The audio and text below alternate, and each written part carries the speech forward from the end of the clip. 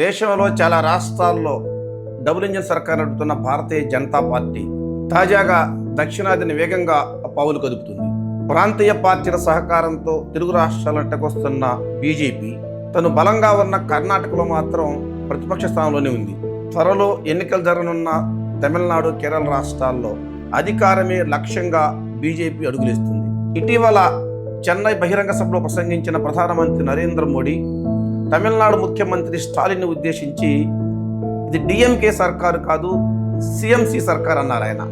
C అంటే corruption, ఎం అంటే mafia, C అంటే క్రైమ్ అని కొత్త నిర్వచనం కూడా మోడీ చెప్పారు. పనిలో పనిగా మదురై దేవస్థానం దీపోత్సవం అంశాన్ని కూడా ప్రస్తావించి భక్తుల్ని ఆకట్టుకునే ప్రయత్నం చేశాడు ఆయన.